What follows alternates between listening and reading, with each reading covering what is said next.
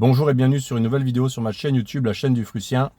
Et sur cette chaîne YouTube, je vous parle principalement de la Russie d'aujourd'hui dans toutes ses réalités, ses contradictions, de ma vie en Russie. Et vous pouvez, pour en savoir plus sur la Russie, télécharger mon livre blanc. J'ai écrit un livre blanc gratuit sur la Russie. Je mettrai le lien vers ce livre blanc dans le descriptif de cette vidéo. Un livre blanc que vous pouvez télécharger qui est gratuit, je répète, et dans lequel je vous parle et je vous dévoile et vous révèle des aspects méconnus de la Russie d'aujourd'hui.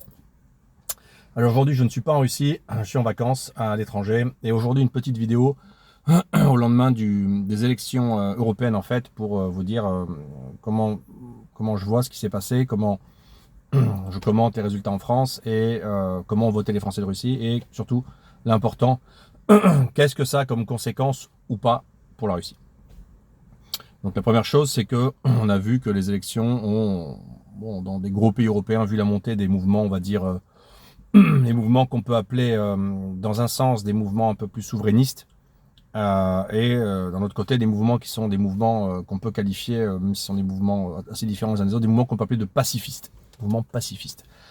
Pacifistes. C'est-à-dire des mouvements politiques dont les leaders veulent arrêter la guerre en Ukraine et veulent arrêter la contribution active de leur pays, des pays européens, au conflit en Ukraine. En fait, j'en ai déjà parlé plusieurs fois, mais voilà, le conflit en Ukraine a été déclenché par les Américains. Ils ont tendu un piège à l'Europe. J'en avais parlé en 2014 dans une interview que j'avais donnée aux médias français LCI. J'avais dit attention, ça va finir par se terminer par une guerre. 2014. J'espérais qu'on éviterait la guerre. On n'a pas pu éviter la guerre. Donc la guerre a été déclenchée par les Américains. Ils ont créé un conflit au cœur de l'Europe et ils ont réussi à créer une scission, un schisme, à éloigner l'Europe de la Russie, l'Allemagne de la Russie, l'industrie allemande de l'énergie russe. Mais ils ont par ce fait évité l'apparition d'un géant et d'un concurrent économique. Il faut aux Américains une Europe soumise, une Europe faible, et pas une Europe puissance, parce qu'une Europe puissance peut devenir un concurrent, surtout si elle est, on va dire, revigorée au niveau identitaire, culturel, par le réservoir de valeur qu'est la Russie, et qui en plus est un fournisseur d'énergie. Donc c'est bien joué pour les Américains, bravo. Les Américains ont gagné, les Européens sont perdants. Mais maintenant, on entre dans une espèce de nouvelle phase où les Américains sont en train de se retirer et poussent devant les Européens. Et donc, dans le cadre de ces élections, je crois que ce qui était important de voir, c'est la différence qu'il y a eu entre les scores des partis qui veulent la guerre, qui vont vers la guerre, qui veulent alimenter la guerre, qui veulent intensifier le conflit avec la Russie, et les partis qui, à minima, veulent freiner, ralentir, voire arrêter le conflit. Et souvent, dans les grands pays comme la France, l'Allemagne, etc., c'est les partis plutôt souverainistes, même si, il y a encore une exception française, on ne sait plus trop la position du RN. Le RN a fait, je crois, 31 ou 32%, 31%. C'est beaucoup et c'est pas beaucoup. C'est beaucoup parce que c'est un record, je crois, historique. C'est pas beaucoup parce que, au vu de la situation française, on se demande pourquoi il fait pas le double. Mais bon, ça c'était un autre sujet. Après, à titre personnel, en tant que citoyen russe d'origine française, moi j'ai aucune confiance j'attends rien en fait de ces élections. J'attends peu de choses d'un RN fort en France. Je pense que la nouvelle élite qui a émergé au sein du RN est relativement alignée. Et je pense que les partis qui vraiment ont des leaders qui ont vraiment une velléité structurée, puissante d'arrêter la guerre sont des partis qui ont fait des scores ridicules. Donc je pense que malgré tout, je ne vois pas Reconquête et je ne vois pas le RN de Bardella, qui sont des partis profondément occidentalistes et occidentaux. Je ne les vois pas s'opposer à la domination américaine et je ne les vois pas inverser le cours de l'histoire tel qu'il est voulu, écrit par les Américains, du scénario voulu par les Américains en Eurasie. Je pense que ce sont des partis qui sont profondément ancrés dans une logique occidentalisante, occidentalisée, occidentaliste. Et je pense que ce sont des partis qui sont en train ou ont basculé dans, premièrement, on va dire l'absence de volonté politique, hein, c'est Meloni en Italie, finalement d'adhérer au scénario du conflit de civilisation, qui est le scénario américain de la guerre. Et qui est en fait en quelque sorte ce qu'on voit en Ukraine, c'est-à-dire qu'en Ukraine, les Américains ont créé un narratif de conflit de civilisation, les Ukrainiens se considérant comme des Aryens européens, et une partie en tout cas des gens qui théorisent l'exception ukrainienne se voient comme des Aryens ukrainiens, tandis que les barbares asiatiques russes seraient eux pas européens. Donc la montée en puissance des partis souverainistes, on va dire que Je pense qu'elle n'aura malheureusement aucun effet réel sur les politiques en cours dans les pays européens concernés. Par contre, je pense qu'elle a plutôt un micro-effet positif pour la Russie, parce que je pense que quand même, la Russie aujourd'hui a peut-être un peu moins à craindre du RN que de Renaissance et Macron, et peut-être un peu moins craindre de Reconquête que de Renaissance de Macron. Donc globalement, je pense que les partis, on va dire souverainistes, qui ont fait des gros scores aux élections, sont un peu moins nocifs et un peu moins dangereux. Ils sont un peu plus raisonnables. Et puis il y a par-ci et là, au sein de ces partis, au sein de ces mouvements, des candidats qui sont des candidats sensés, qui ont une vision, on va dire, un peu plus long-termiste et un peu plus euro-russo-compatible, et qui ont bien compris la mainmise américaine sur l'Europe. Donc voilà, donc je pense que globalement, les résultats sont plutôt une meilleure nouvelle qu'une mauvaise nouvelle pour la Russie, même si je pense qu'il ne faut pas s'attendre à des miracles, et je ne vois pas comment le cours des choses va être inversé et va s'arrêter. Mais ça, c'est l'avenir qui le dira. Deuxième chose que je voudrais dire, c'est on m'a demandé pourquoi tu n'as pas voté. Je ne vote plus aux élections françaises pour plusieurs raisons. Je vais rapidement les dévoiler. La première, c'est que je ne crois absolument plus en la France, je ne crois plus en l'avenir français, je ne crois plus au destin français. Je pense que la France est une nation qui va mourir. Je pense que c'est pas le fait, comme on m'a écrit sur mon canal Telegram ce matin, des immigrés. Hein, c'est pas les immigrés. Hein, le problème de la France, c'est les Français. Faut arrêter avec. C'est la faute des immigrés. Le problème de la France, c'est la gauche française, c'est les gauchistes français et c'est leurs élites politiques tarées, incompétentes et destructrices. Mais les Français majoritairement élisent ces gens. Et c'est pas les immigrés qui votent pour eux. Donc le problème de la France, c'est les Français. J'en ai déjà parlé. Moi, je suis parti de France à cause des Français. Et le problème de la France, c'est les élites et c'est les gens. C'est pas les immigrés. Donc les immigrés sont un problème autre, complémentaire, supplémentaire. Mais c'est pas le problème fondamental. Si la France était une nation qui s'affirmait civilisationnellement, elle n'aurait presque pas de problème sans doute avec l'islam en France. Mais elle est affirmée. Une nation qui prône des valeurs sociétales absolument déviantes ne peut pas intégrer de minorités religieuses d'aucune sorte, ni les hindouistes, ni les bouddhistes, ni les orthodoxes, ni les musulmans, ni personne en fait, parce que personne n'en veut en fait. Donc personne n'en veut dans le monde. Voilà. Donc voilà le problème de la France. Et donc moi, je suis parti de France, j'habite plus. Je suis pas allé en France depuis 2018. J'ai pas envie d'y aller, ça m'intéresse pas.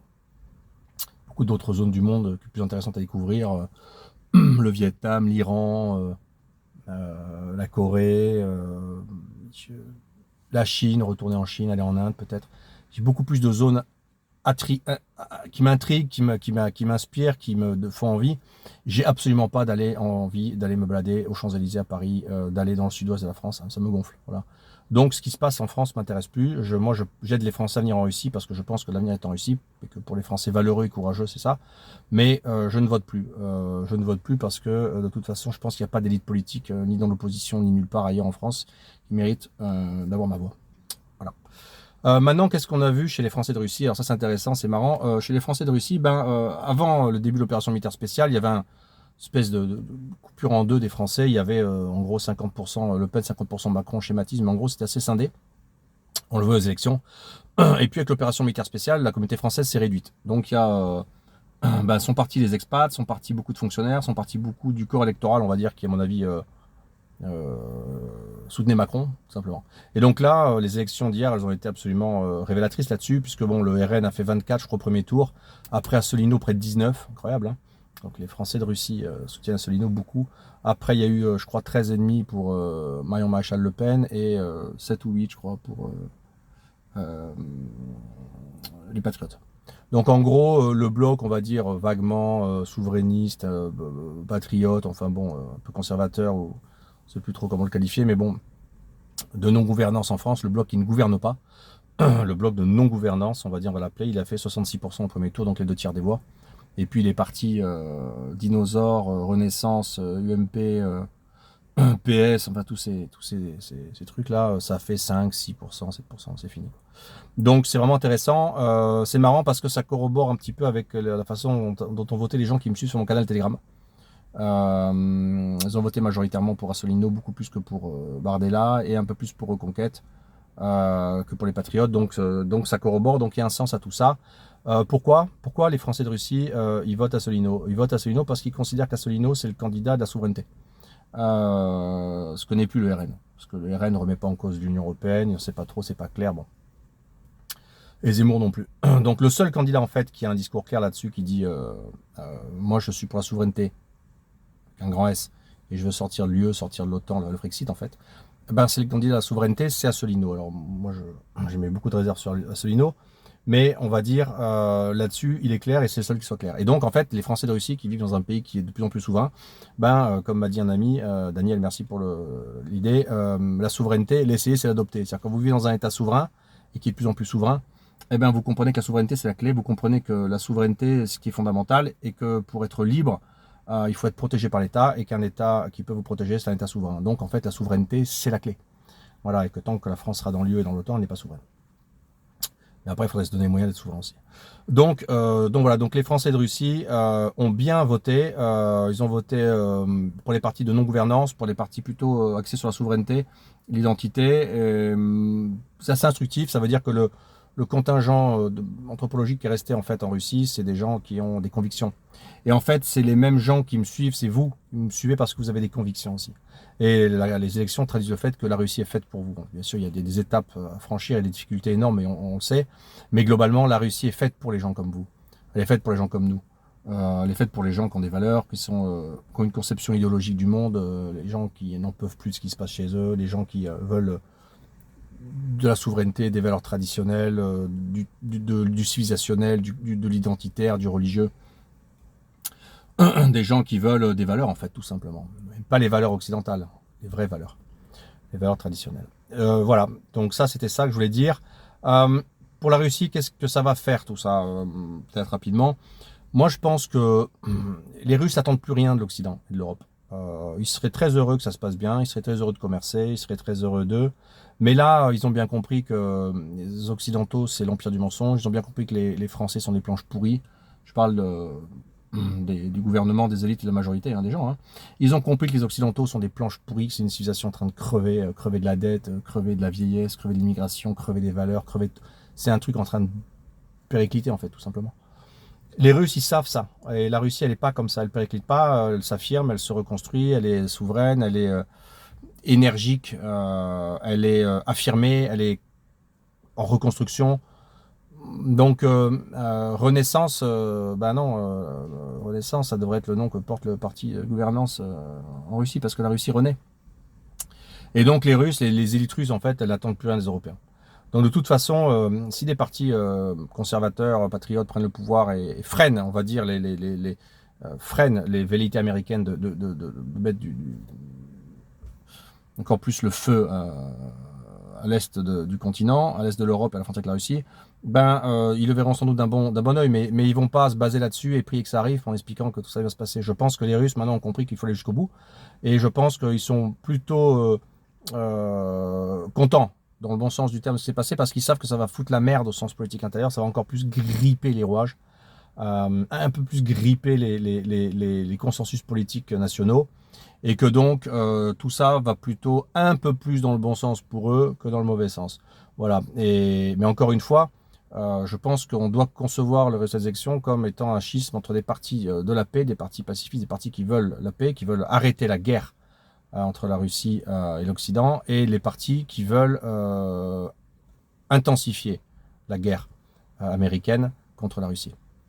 Donc il y a d'un côté les partis de soumission, les partis soumis, les partis traîtres, et de l'autre côté, il y a des partis qui ont un peu plus de volonté, un peu plus de courage, même si à mon avis, ça va pas aller très loin. Donc les Russes attendent pas de miracle.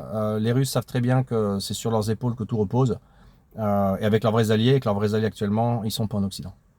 Il y a la Hongrie, peut-être. Oui, il y a la Hongrie qui est peut-être un allié fiable. Il y a la Serbie aussi. Mais c'est pas des pays puissants, c'est pas des pays qui ont capacité à arrêter la machine. Ils sont petits. Ils sont petits, pas riches, et ils n'ont pas, eux, les ressorts pour ça. Voilà, donc c'était à peu près ce que je voulais dire aujourd'hui.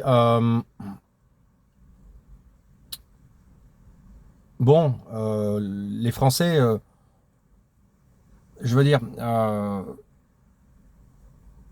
le RN va sans doute prendre le pouvoir, va sans doute participer au pouvoir, je sais pas, ou l'un ou l'autre, ou l'un et l'autre, je sais pas.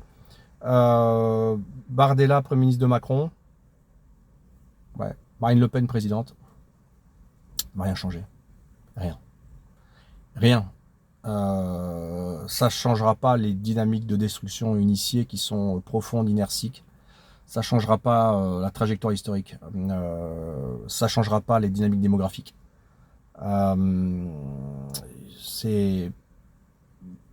Ne vous trompez pas avec de faux espoirs. Gagner du temps, reculer le moment fatidique, c'est en perdre de l'autre côté. Donc la meilleure chose que vous ayez à faire, si vous en avez marre de la France, c'est de réfléchir où aller. Et où aller, c'est pourquoi pas la Russie. La Russie, parce que la Russie, c'est un pays qui se réaffirme, un pays qui se reconstruit, un pays qui est axé sur la souveraineté, axé sur la tradition, axé sur la modernité, un pays qui se reconstruit, et c'est surtout le seul BRICS européen. Voilà, c'est tout pour aujourd'hui. Téléchargez mon livre blanc, abonnez-vous à cette chaîne, partagez cette vidéo. Suivez-moi sur Telegram où je parle beaucoup de la Russie. Et moi, je vous dis à très bientôt pour une nouvelle vidéo sur la chaîne du Prussien.